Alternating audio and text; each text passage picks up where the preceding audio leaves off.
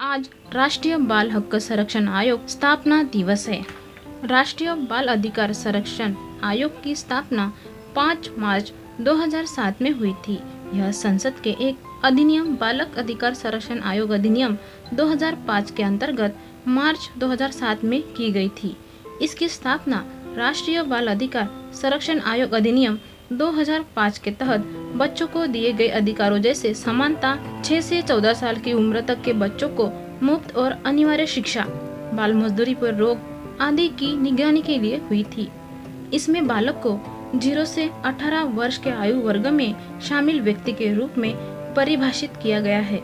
आयोग को निम्न मामलों में सिविल न्यायालय की सभी शक्तियां प्राप्त है। देश के किसी भी हिस्से के किसी भी व्यक्ति को सुनवाई के लिए आयोग के समक्ष उपस्थित होने के लिए आदेश देना, उसे लागू करवाना और शपथ का परीक्षण करना, किसी भी दस्तावेज की खोज व प्रस्तुति के लिए आदेश देना,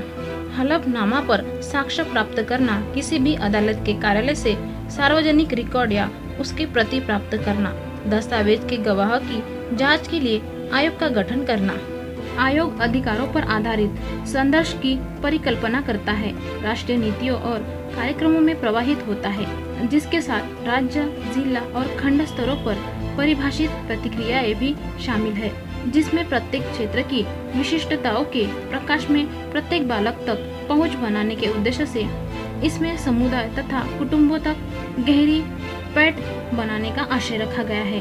तथा अपेक्षा की गई है कि क्षेत्र में हासिल किए गए सामूहिक अनुभव पर उच्चतर स्तर पर सभी प्राधिकारियों द्वारा विचार किया जाएगा। इस प्रकार आयोग बाल तथा उनकी कुशलता को सुनिश्चित करने के लिए राज्य के लिए एक अपरिहार्य भूमिका, सुदृढ़ संस्था निर्माण प्रक्रियाओं, स्थानिक निकायों और समुदाय स्तर पर विकेंद्रीकरण के लिए सम्मान तथा इस दिशा में बृहद सामाजिक चिंता की परिकल्पना करता है।